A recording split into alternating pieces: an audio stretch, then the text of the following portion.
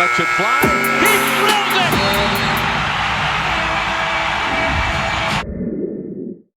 it! Hello, everybody. Welcome to the 407 podcast. My name is Mills. I'm here with Justin, and we have a bunch of special guests today. We have a fun roundtable type of episode for you guys today. But before we start, we want to say thank you so much. We passed 100 subs last week on YouTube and over 1,000 views on episode 2 of the podcast. So thank you guys so much for your support. We're really excited to fill this kind of niche spot on YouTube as one of the few Orlando Magic content creators. And we are really excited to be back here with some new Magic content. Just wanted to go ahead and shout out our 735 Instagram followers, as well as our 201 Twitter followers. Thank you guys so much for interacting with us. We are so super excited to interact with our 5 guests we have on this episode today. And we look forward to bringing more of you Magic fans on to talk all things 407 in the future. All right, so starting out, Brett, if you want to get us rolling with some Aaron Gordon trade rumors that were coming out during the offseason and kind of where Aaron Gordon stands on this team going forward. I think this is like one of the most interesting things in Magic topics that we've had heading into the season, but I feel like even towards the lighter end of last year before we got to the trade deadline as well, this was obviously pre-COVID. We're talking early February, Aaron Gordon rumors heating up as well. And I feel like I said, this is one of the more important topics that, hasn't been brought up enough because we did see this offseason and we've even seen in the past couple of weeks before this regular season kicks off, teams being interested in Aaron Gordon trade rumors. We heard teams like the Warriors, possibly the Nets, and I'm sure a handful of other teams that haven't been officially leaked. I mean, when I look at Aaron Gordon's role, truthfully, on this team, I think he is a young developmental piece. We've obviously given him that 4-year deal last year, and I think rightfully so, he deserves it. But as we consistently bring up with the Magic, he's one of those guys that just consistently has injuries, even if it's not a long-term injury. And his offensive game is really not grown to what we've expected him to be, the lottery pick that we drafted him out to be. He's still got a lot of potential, but until I see like significant improvements, especially from that 3-point shot, I'm not sure if Aaron Gordon stays on this team much longer. Needless to say that we probably do trade him this year in my eyes. And I want to know, what did you guys think about that? Because that's truthfully how I feel about Aaron Gordon right now. All right. So for me, when it comes to AG, because we have to be like, I think it was like 10 set some games into the NBA season last year, Gordon got hurt. And most of the time, Gordon's not playing through that injury. But with J.I. out and Amino already out, Gordon really didn't have another choice but to play through said injury, and he struggled. But after the All-Star break, we saw his play tick up because he was healthy. We saw him record his first triple-double. He was getting assists. He was playing more of a playmaker, which I thought was really brilliant by Coach Cliff. And then even in the bubble, he was playing even better. He was shooting like 37% from beyond the arc until Kyle Lowry decided to take him out. So I think Gordon still has a chance to stay with this team long-term if he can prove what happened at the end of last year wasn't an outlier. I think that Aaron Gordon is truly the face of this Orlando Magic basketball team. As an outsider looking in, not really a Magic basketball fan, I think they see this team as his team. However, as we saw in this offseason, the amount of picks, the amount of future stock that teams were getting for players like Jrue Holiday, if we can get 2 or 3 future picks, even some bench roles for him, someone that's maybe not providing for us in the ways we thought, the money that we need, and just the unsurety of signing him to another long contract. I just think with the wealth of people and the wealth of picks out there, going away for players lesser than Aaron Gordon, I think it makes sense to move him. It's all going to depend on this season. It's 100% not a throwaway, and it's really going to be interesting to see how he performs this season. Yeah, that's a good point. Go ahead. Oh, I don't think you trade him until at least next season. Like, give him one more season to have, like, to see what he can do if he's healthy, because I think it's too much of a risk to do anything this early. Like, but I mean, if he doesn't have a great season, I think, yeah, you trade him for some draft capital. But, I say give him this season, because, you always can do it next off season, because I think, it's too much of a risk to trade him and him popping off for another team this year. You know what I mean? Yeah, and last thing I'll kind of briefly touch about that, if you don't mind, is no, I do think that this actually is the year. If you're going to trade him, you do it now, because I think a team that is championship bound, and they know they are, they're going to get desperate towards that deadline, and you can really load up on that draft capital. Like he had said earlier about Drew Holiday, you see the draft capital that you can get for these guys, and of course Aaron Gordon's 10 times younger. But I think a team like the Nets, which was already rumored, and maybe a possible team like the Boston Celtics, I don't know what you could get out of them, but I think the Nets, a team like that, he would fit well in playing with Kyrie and KD. And on top of that, I think that's a team that would pull the trigger at the deadline and give a lot of capital up. Maybe we can land a Joe Harris or someone like that as well. Does Yeah, anybody that's else a good have point. anything to say Yeah. about Aaron Gordon? Well, We did I'll see go ahead. Go ahead. Oh my bad. No, I was just gonna say, like, for me, my thing is just quick. So I think this is his team in the future. That's what I believe. Like, I believe in him to really take that next step, like this season, because I just need Aaron Gordon. I don't know if y'all remember that game against Brooklyn last year. I think it was in February. Oh, that was such a I good just need- game. When I he made the remember step that. I back to win that game. Yeah. The one I like just right need him- before like the when he had season that, got suspended. yeah. When he had that nasty block, I need him to play with that level of intensity. I need him to be our Russell Westbrook in terms of like the energy he brings. You know, I believe this could be his team, bro. Like, even though he's only 24, 25 years old, like, I really believe this could be his team. If he just like does shit right, this could be his squad. He could lead this Yeah. team. So I I have agree with that. And time. something I wanted to add on what Justin was saying earlier and what you just said is the intensity is what people see. So like what Justin was Yeah. saying earlier about from the outside looking in, people see him as kind of like the star player, and because he just fills the highlight tape because of the nasty dunks and the giant momentum plays. But the problem is the consistency, which is why he's being talked as a trade target. So he's really got to get to that consistent level, and I don't know if he can do that. I mean, sure, he can get better, and he can still have those crazy plays and just momentum swings, and when everyone else is playing like garbage, he just comes in and brings the whole team together, but the consistency is the big thing for him. I love Oh. how we highlighted both sides of what may happen, whether this being Aaron Gordon traded or this becoming his team. And I think there's been really productive segments so far. I just want to finish off with saying I would love to see him stick with this team. If you look at our core, that youth core, we're going to have Fultz and Anthony at the point guards.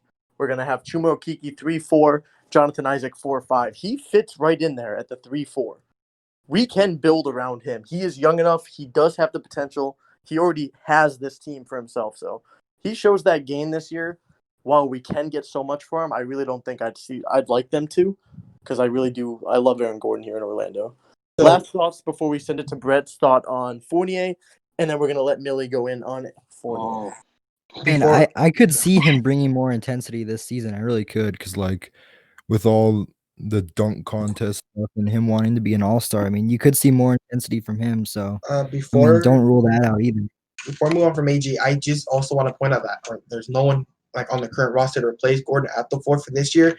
But we've seen that for whatever reason it is, whenever it's a big game, that's when Gordon seems to come out the most. Whether it was the Celtic national TV game when he went like bucket for bucket with Tatum, or in the playoffs when he played well against Kawhi, for whatever reason, or against Brooklyn, whenever the game is on the line and it's an important game, or it's like viewed by many people, that's when it brings the best out of him. So maybe that's something Gordon just needs to has to be more consistent with.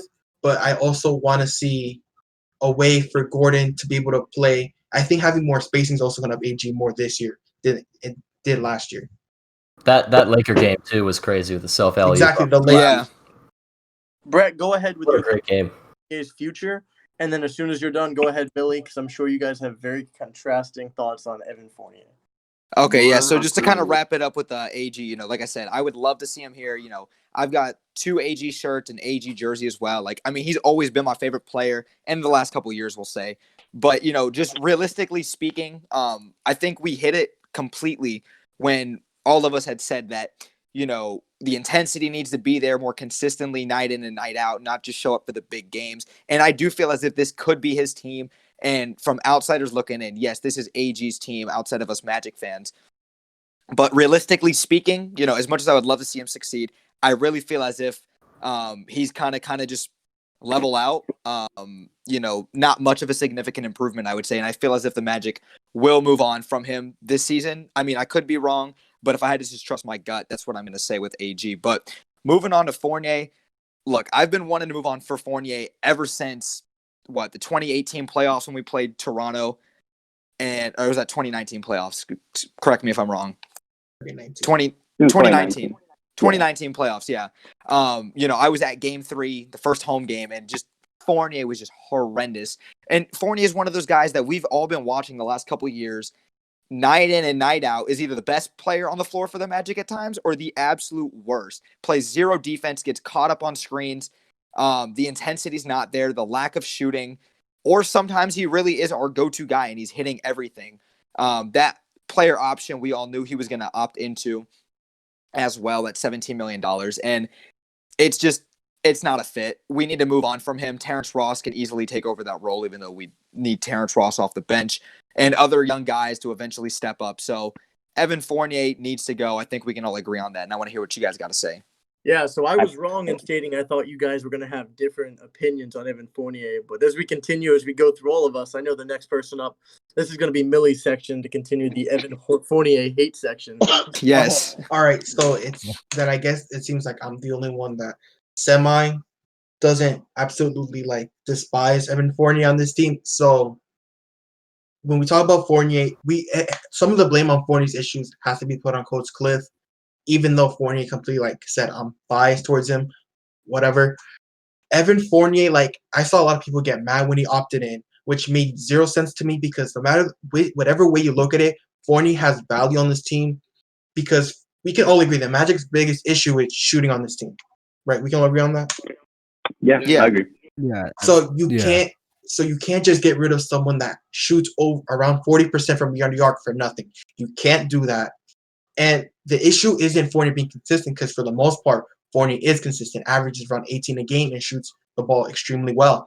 But it's the way he gets his buckets, the way he scores. Because some nights he looks amazing, plays off the ball, off Markel, and stays in the corner and attacks whenever he gets the ball. And that's the role that he doesn't have to be a distributor. You're there to shoot and score. You shoot well, shoot the damn ball. But there's other nights where he would come off the same curl, get the ball, and then bounce back to size up, and then with 4 seconds left on the shot clock, ask Vooch for a screen and throw up some BS shot. And that's the Evan Fournier I think a lot of people get mad at. And I like to ask a lot of Magic fans, how much of your anger towards Fournier has to do with the old regime in Hennigan? No, I personally, I think that we've been used to him having the ball in his hands because years ago, we didn't have anybody to do that for us. We didn't have shooters. We didn't have scorers. And only a couple of years ago, we started to get talent on this team. So he was pretty much asked to take over that scoring role on this team. The thing is, he's not used to now that we have talent. He shouldn't be having the ball so much in his hands. And he hasn't gotten used to okay, we have talent on this team now. I got to take a step back. I don't blame him completely for it, but still. Let me give my little 2 cents about Fournier. Let me give my little 2 cents about Fournier, bro. Let me tell y'all something about this right now. I understand what you're saying, bro, about how again, percentage. Well, I get that. I get all of that. Don't get it twisted. The reason he opted in is because he knows no team is dumb enough to give him $17 million a season. That's one of the first reasons. That's one of the first reasons. So he secured the bag. I gotta respect that. I ain't gonna hate on somebody who got their money. I'm not that type of person. I'm not gonna hate on him. He deserves it too, I would say. To be honest, whatever. I think he deserves the money. Let's just be nice and say he deserves it. All right. So he deserves it. So Fournier opts in. Again, I just said why. Let me tell you something about Fournier, bro. Fournier is the definition. First of all, we got to remember something. His numbers were hella fucking inflated last season. Yup. When Vooch got injured, he got all the touches, he got all the shots. You got to look at something, bro. You can look at points per game and all that shit. You know what I look at? I look at the plus minus. You got to look at how the team performs when he's on the floor. And when the team, they don't know what to do, because he just be dribbling in circles, doing his little shit, and just going backwards and forwards. And you know what I hate too is when he drives to the basket, he always screams like a bitch. I don't know why he always screams when he drives to the basket. That's French people for you. On some No freak offense shit, taken. bro. On some freak shit. But let me tell you something about Fournier. Fournier, I believe the quicker we move on, the better, bro. Because as I said, before we we're having a little conversation, he's still a part of that old regime, that old mindset, that mediocrity, whatever that word, that we just trying to get rid of. We trying to get rid of that mindset.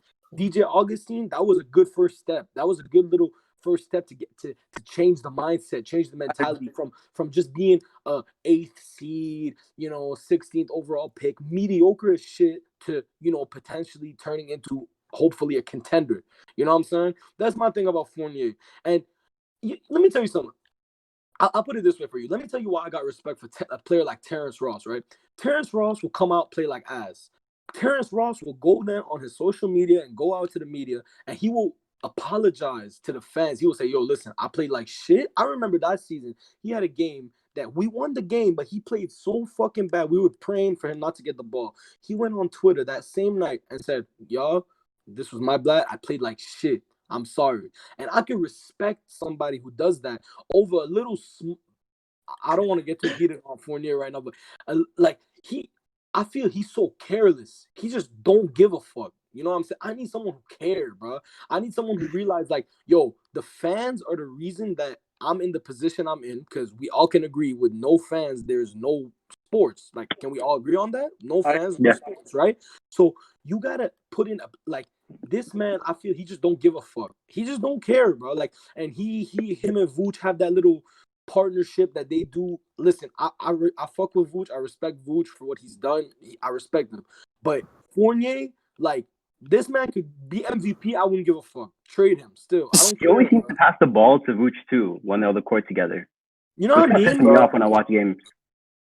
Like, bro, that's my 2 cents about Fournier, bro. Like, for me, Fournier is like, if we really want to change, bro, like, let me tell y'all something. If we re-sign him, bro, I'm gonna be a Hawks fan or some shit, because that will show the ineptitude. That's unfortunate. Of this. Bro, I'm telling Unfortunate, you, bro. I told my boy this. I said, bro, if we re-sign Fournier, I'm gonna be like, I actually said I'm gonna be a Memphis Grizzlies fan. You know why? Yeah.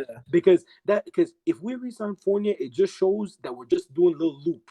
We're just gonna be, that little mediocre team that makes the playoffs, 8th seed, loses in fucking 2 games, maybe makes it to the second round once, and then back to normal. That's what it's gonna tell me. So we better not resign his sorry ass. All right, I'm done. I couldn't agree more. I 100% agree with you. Does anybody have any final thoughts before we send it over to Josh to talk about Okay. Mo Bamba's development? So Everything he said is I completely agree. Fournier needs to go, but I think a lot of his issues also have to be on Coach Cliff, that he allows it to happen and he just like put the ball in Fournier's hands instead of like giving Markel the ball more. Facts. That I agree with you, bro. I agree with you, because it's on the naivety of the coach too, bro. Like, he be trusting these players like way too much, bro. Like, just because a man make 15 million a season don't mean he's good. Yeah. Like, you know what I'm true, saying? true. Like, Do you guys remember the game against the Lakers this year where Markel just took off when he was free with the ball? Fournier wasn't even playing that game. I thought he had a triple-double that game. Am I mistaken? Exactly, Yeah. triple-double. yes. sir, bro. Yeah, he's I'm a thinking he had a baller. triple-double that day. I remember He bodied LeBron. He took over. Bro, I remember when we were losing by 1 point to the Spurs, and we gave Fournier dumbass the ball on the last possession. He drives to the fucking basket, does his little screen thing, and missed a wide open. Yeah, I think it was a layup, right? I think it was a layup. Yeah, wide so it was open. it was on a fast break too. Fournier took like contact and tried to fade away from it, and he missed and he blew the layup. I think some of that can also be put on Coach Clifford, and I like Coach Exactly, Clifford. I agree. But I think some of that can be put on him because he is so strict, like staying with the like default like rotation and game. Yup. I don't think he makes adjustments like during the game very well. No, he doesn't. Problem That's too. facts. That's the one gripe I have with Cliff. Like Yeah. he refuses to adjust. He adjusts a minute too late. No, He has that's to let facts, the bro. young guys the young guys take over. Like, let them take over the ball. Let them like just run free on the court. So true. Facts, bro. Any year, it's this year to do that. Facts. Now Yeah, let's for talk sure. about something Now more what we positive. have. We're going to talk about some more things positive. Let's talk about Mo Bamba's development and what could be happening for him this season, as well as Marco Fultz and Cole Anthony, the way they fit in the backcourt together. We'll start off with Josh, then go to PJ. Yeah. So first, I just wanted to ask you guys, like, how much do you think the Magic's future is banked on Bamba's development? Because I feel like years ago when we drafted him, it was such a good draft pick. Like, people were talking about he's the next Shaq, Dwight, because we obviously have good history when we were drafting first with the number 1 overall pick for centers. But each year it feels like either it's an injury or he just doesn't show us that development. And I can't put it on him completely because Coach Cliff doesn't really give him like the necessary minutes he needs. But I feel like when Bamba's out there, he's lost. He is really lost. Like, and I don't blame him because sometimes he's playing with DJ Augustine and like he has that relationship with Vooch, but not really with Bamba. Bamba should be getting alley-oops. He should be getting better at his three-point shot, but he should be living in the paint. And it's kind of a similar situation with Joel Embiid. Like, he needs to be in the paint. I don't want to see him always on the three-point line. I want to see him in the paint. He's strong, like you saw over the summer. He's gained weight. We've seen it, but he's got to show us on the court. And I get he wasn't in the bubble. I guess we know he had COVID, but he's got to show us this year that he can be in the paint and not be afraid of little guys or even big guys. He's got to take over in the paint. That's who he is. He's bigger than 7 foot. He's strong. He's athletic. He's got to show us the dominance this year. Yeah, that's a really good point, and that's something that Justin and I were talking about, and something that you said that he looks lost on the court. That's a really good point because at the beginning of the year, that was very true. Like, I don't know if you guys remember in the first couple games where he got to play, he just like instant turnovers and he just looked confused, and it didn't really happen a lot last year because he didn't really get a lot of opportunity. But the more minutes that he got in those few opportunities that he did get, once he kind of got into rhythm, he played a little bit better. And there was even that one game where he went 5 for 5 from 3, but. Yeah. He needs minutes. Like, we need to see what we have. If he's not the answer, fine. We need to move on, but we need to know for sure. I think Mo Bamba was legit in high school. He went to Westtown, played with Cam Reddish. They had an awesome connection there. Went to Texas, was a star there. I truly think he's one of those cases that was dominant as a youth, and then it just didn't really translate to the NBA initially.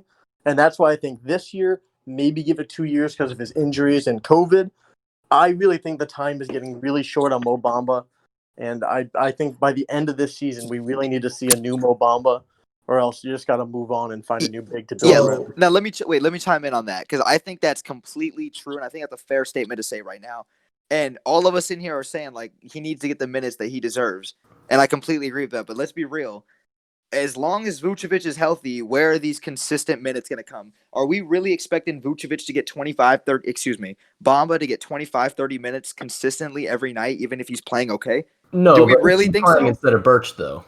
Like, at least okay, I agree. Like Birch looks very lost at times too. You know, he's the defensive liability, even though he really shouldn't be. I mean, I want to see the development of Bamba too, but as long as Vucevic is healthy and he's getting 35 minutes, I doubt Bamba's even touching the floor for 20 minutes. And I think that consistency is not going to be good for him. So should we trade Vooch? I want to No. So I want to give credit to Mo, especially towards before the season got canceled. Mo actually looked really good. He looked a lot more comfortable in defensive position, getting rebounds, actually going for blocks. And then the bubble, we saw him like where he pounded up. He didn't get bullied by JaVale McGee or Joakim Noah. He stood his ground. And for like everyone like that wants to say like with Joel Embiid that should be in the paint, we have to remember who else they're playing with. They're playing with non-shooters. Ben Simmons is not a shooter. What's the Wonder was not a shooter. A lot of these players who they're on the court with, most of the time they're not good shooters. And if you're a center that can actually shoot the ball for your position, you're most likely to be on the perimeter. So it's up to the Magic to actually put Mo Bamba in a position to succeed, instead of expecting a young player like him who hasn't that much experience in order to have to like change and morph an offense that can't even help him succeed in his own position. Yeah. No, I think with Mo Bamba though. No, I think with Mo Bamba, like he's a little bit. I compare him to Aaron Gordon because like he showed glimpses of great at times, but like he's just inconsistent. I think the injuries take a big toll on him, but. I mean, and also if he can like string together a good season, we could honestly consider moving on from Vooch in like a few years because like if he's good enough, but just haven't seen enough from him. Honestly. So the one thing I want to see out of Mo this year is put pressure on the Magic front office to make a decision on Vooch, whether it be they swap ways for Bamba to be the starter and Vooch be this great six-man for us, or they move Vooch. They have to find Bamba has to put pressure on the Magic front office to make a decision. And if he does that, then I'm happy for this year for Mo. And that's what it's gonna be. But if Vooch is gonna like, it really sucked for Mo, the fact that Vooch played that well in the playoffs, because that gave Clifford more of a reason to play Vooch. and count on him more because let's be real, Vooch is the best player on this team, hands down. Oh, for sure. Yes. Since he was here, Yes. And Cliff is gonna put players has shown he's gonna put whatever 5 players he believes are the best because give him the best chance to win. And most of the time that's gonna be Nikola Vucevic. So Mo has to prove that he could be on the floor and produce winning basketball. That's I don't think he's going going to compete with Vucevic. I think it's about Kem Birch too, because like I if think Clifford wants Kem Birch to Mo play, then Bamba's definitely. he needs to solidify himself as the second center by far. I think if Mo's healthy, he's gonna be the backup center without a That's question. the problem, though. Even like there were games last year where he was healthy and he still logged 0 minutes, and I feel like we're sitting on a fence where you don't want to limit Vooch's minutes, so then Bamba doesn't get. If Kem Birch is improving as much as Cliff says he is right now, then that's a problem for Mo Bamba too, because he's gonna get less minutes because of Kem Birch. So I don't know, honestly. No, the thing is, the Magic have to be careful now because Cole Anthony and Bamba are good friends. If something happens bad with Mo Bamba, Cole Anthony, we don't know what's gonna happen with Cole Anthony and how he's gonna feel. I said that. So, You know? That could be a good thing that they're friends though, because they can work together on the court and stuff. All right, he's back. Yeah, well, real quick before we keep going, I think we're gonna do like weekly recaps, like every week on like kind of stock up, stock down, and how we did over the week. All right, I'm gonna go ahead and start us off right here. We're gonna do. This is gonna be a little bit of Josh's because he wanted to talk about Cole Anthony and Markelle Fultz in the backcourt, as well as PJ talking about Markelle Fultz breakout potential. So I'm starting. Ready? All right, to finish this off with the last 2 segments, I'm going to talk about Cole Anthony and Markelle Fultz backcourt fit together, as well as the potential fit for a Markelle Fultz breakout season. Go ahead, Josh, and then PJ. All right, yeah. So before the draft started, I was like, I always like scout players that the Magic are probably gonna draft. But this year, I didn't really look at Cole Anthony because I saw him as just strictly a point guard. And so when I was watching the draft, I was just saying, anybody but Cole, anybody but Cole. And then I saw that they drafted Cole Anthony, and I kind of watched his highlights after. And man, I was so wrong about him. Like, he can shoot lights out. He is extremely athletic. I don't think people consider how athletic he is. He's a dog. Like, he is in the gym constantly. He's always working on his game. And like, you can tell, like, he has that character. Magic in recent years, they draft high character guys. But I really want to know about what you guys thought. Like, what do you think the fit is going to be like between Markelle and Cole, since they can kind of do the same things, but obviously we know Cole's a better shooter. Do you think Cole can play the 2 guard? What do you guys think? I have to start this one out because if any of our listeners or subscribers have been here the whole time with us for the first 3 episodes, I said anybody but Cole Anthony to the Magic. Mills, I don't want him. That night we picked him, I did the same thing as you, PJ. And Josh, I watched his film, and I am so excited on this team. Oh no, I wanted him the whole time. I've wanted him. I was praying on draft night that we'd get him. I was like, and I thought we weren't gonna, because when the Celtics took Neesmith or whatever he was, I'm like, okay, we can get him. But I thought our front office was gonna take a big for some reason, but we took him. So I was happy about it. But like, yeah, like his film is great. He's healthy, of course. Yeah, something that was different between him and everybody else. I don't want to repeat too much what we said on earlier podcasts, but he separated himself from everybody else in that area because he had that like superstar potential, and nobody else at that pick really had that. Like, there was a lot of really good like potential role players or people that could maybe develop even into a star player, but nobody with that like superstar potential that Cole Anthony has. People are forgetting he was one of the top recruits very out true. of high school Exactly, last year. yeah. He was one of the top recruits. It's just the injury really took his draft stock away. Yeah, and he had no help at UNC, so it was all, and that explains a lot of the efficiency problems with his shooting, is he was asked to literally carry that team and just put up any shot that he could. Yeah. He had a good team around him and no injuries. He could have been like a top 3, top 5 pick. Like, if I agree with that 100%. And I feel like he's one of those players that since he fell to number 15, he's gonna play with a chip on his shoulder. You know what I'm saying? Exactly. You know what I'm saying? Like, he's gonna play like, yo, I'm gonna make sure y'all regret not picking me. You know what I'm saying? Like, that's the mentality I get from him. That's going to increase his team loyalty to the Magic too, which we definitely would absolutely. need after all the players leaving. For sure, bro. Do you think they're the backcourt for the future? I Absolutely. absolutely Yeah. do. I think Markel Fultz and Cole Anthony fit super well together with these uber athletic guards that can have crazy lateral quickness from side to side. I think that I really do think that they're going to fit well. If we get a 3-4 that can shoot and they both continue to develop their shots, I think their driving abilities as well as their abilities to use the pick and roll with Vooch, I think they truly are the future. They both have huge potential, and I think they're going to work really well this season together. If they get some minutes with Fournier being moved or just something happening with them getting some time on the court together, which I don't foresee right off the bat. But I definitely think they're 1 and 2. He does have potential to play the 2, and I also think Markel Fultz could. But For me, I think to start off the year, Cole is gonna because he's basically replacing what DJ Augustine played, and with DJ Augustine did play minutes next to Markel last season, so I fully expect Cole Anthony to place the minutes at the 2 next to Markel. And as like you said, that UNC team wasn't all that great, so that explains why his efficiency may have not been there, but he still showed a lot of flashes of being able to get to a spot whenever he wanted. So for this year, while he will likely to play the backup point, when Evan Fournier does get moved, he is likely to slide into that 2 spot because I don't expect Fournier to last here all season long. And then going forward, the Magic, I love the dynamic now in the backcourt where they may not be long and giants, but our front court is. So if they do get beat on the defensive end, our front court of like either be Gordon, Isaac, Bamba, or Chuma now, they're going to be there to disrupt. So I think the Magic are finally having a good dynamic between both ends of the floor. before I finish this off with our concluding segment, I'm just going to go ahead and say I think Markel Fultz is 100% going to break out this year. One of the things as being a Magic fan last year is everybody was questioning why is Markel Fultz not getting more minutes? Why is Yep.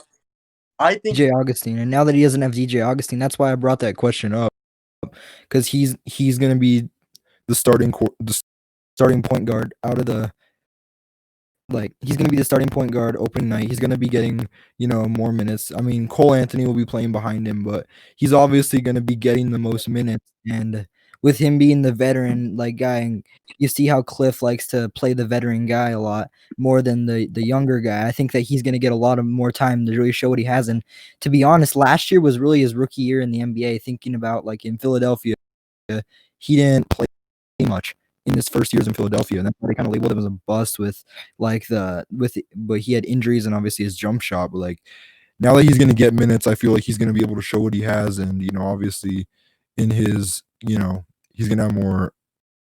I mean, it's really like a second full year in the NBA, so it's going to be. I think he's going to break out. That's why I brought up that question. He's my most Mills, improved player. Mills, do you have anything else to add before I ask our guest the last final question? Yeah, let me ask one quick question before we move on. So if we do move Fournier, who do you think moves into that 2 spot? Do you think it's going to be Anthony, or do you think it's going to be Ross? And then Anthony. I hope it's Anthony. Cole Anthony. If he proves himself.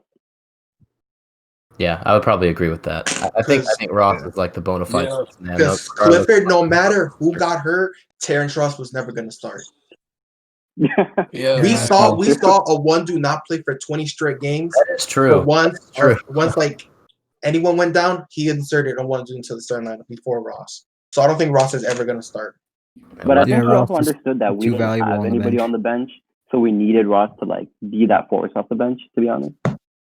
Yeah, that is true. You always need points off the bench. It's not always the best idea to just have nothing on the bench. But I agree with what everybody said so far. I do think this team is better than last year's team, and I think people are going to make that jump, especially Markel Fultz. I think Bamba will and needs to make a jump, but I think Markel Fultz jump in not just potential as well as more minutes just for him to show what he has. I think I think we have a better outlook. And to finish off this podcast, I'm going to go ahead and go right down the list with your prediction for where the Magic will finish this season, as well as one thing you want to see happen. I'm going to start off with Millie. Go right ahead. All right, y'all. Well, first, thank you for putting this together. Y'all gonna be big one day. I know it. But I think personally this season predictions, I think Markel wins Most Improved Player. I know that's going out on a limb, but that's what I think is gonna happen. And I think we're gonna finish between the seventh or eighth seed. And what I want to see this season is I want to see 1 or 2 games of a lineup of just like the youngsters. Like that's what I want to see. That like when I say the youngsters, I'm talking about like, well, obviously Vooch is always gonna be there, but like Vooch, Chuma, Aaron Gordon, Markel, Cole Anthony. Like I gotta see that happen once. And even if you want to be optimistic, put Mo Bamba in there instead of I want to see that lineup play together, just see how they play. That's my stuff. Go ahead. I'm gonna send this now over to Josh. Yeah, I also want to say thanks for having me, like putting this all together. It's kind of cool to see Magic fans like making podcasts like this. You don't really see a lot of people talking about Magic online, so it's really cool to be part of this. And thank you to you guys. But I feel like I agree with Millie. I hope Markel wins Most Improved. As if Markel improves the 3-point shot this year, I really think he can make. I think he can make the All-Star team. I feel like the Magic have the potential to maybe be a top 6 team. It only depends what's going to happen with Fournier and Gordon at the deadline. PJ, what are your thoughts? I say we'll be in the playoffs just because, I mean, we didn't get any worse. I'd say at best we're the 5 seed, at worst we're the 8 seed, probably around 6 or 7 range. But I mean, like you guys said, Markel Fultz, if he takes a big jump, I think that could drastically improve, our seed. And obviously, Aaron Gordon too, Mo Bamba. But, I think this season, like we were talking about earlier, it's either going to be like like we're either going to be bad or take another step. But I feel we'll take another step just because, despite Jonathan Isaac being out, Markel Fultz, Cole Anthony's young star, Aaron's, but I don't know. That's what I think. All right, so finishing up here, we're going to go through a couple of you guys and ask you what is your prediction for the Magic this year? Where do you think they're going to finish?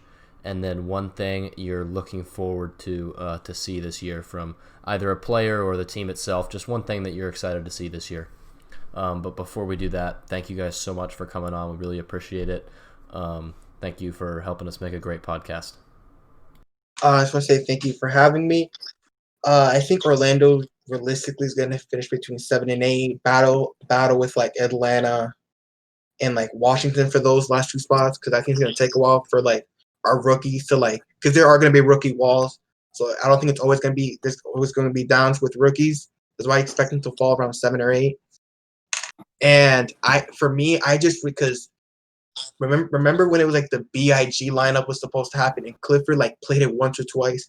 I just really want to see a lineup of Markel, Cole, Chuma, AG, and Bamba at some point. Thanks again for having me on the show. Just to see what our actual core actually does. I agree. All right. Yeah, no problem. I'll go next. I think that I think 7-8. I think maybe, there's a chance they don't make the playoffs if kind of the rookies don't do as well, or barring injury or selling off people. But I think that they'll play pretty well. One thing that I really want to see, and Josh kind of stole my idea, but I really want to see Markel Fultz become an all-star. I think he has easily the potential to do so, and it would just be such a huge step for his confidence and his play. So that's something that I really, really want to see. Where do you see us finishing, Mills? 7-8. No, I said maybe they don't make the playoffs, like barring injury, or if the season doesn't start out too well and we just sell a bunch of players. Oh yeah, because Orlando's an injury away that's from very true. finishing 12th And in this one injury conference. or a bad, couple first weeks, they could sell. A couple of their older players, and then we're probably not doing much. Yeah, one thing interesting to note that we've just talked about this whole podcast, we all agreed upon before starting it tonight, was this season is going to tell so many things. We're going to get so many questions answered this season, whether they're good, bad, about the future, or about these current players we have on this team. This season is 100% not a wash. We are going to learn no matter we're good or bad. So I want to say I think that we have the highest we could get is possibly the 6th seed, with the lowest being 13 if we do happen to go ahead and tank and sell. But I'm going to go ahead and say the 7-8. I don't see this team not making the playoffs in, let's say, with the play-in tournament. So I'm going to go ahead and say 7-8. I do think we'll grab that 8 seed this season. We're going to have to go through the play-in tournament, which I'm not too confident about. However, the Orlando Magic have shown to be good in the game 1 of the playoffs the last 2 years.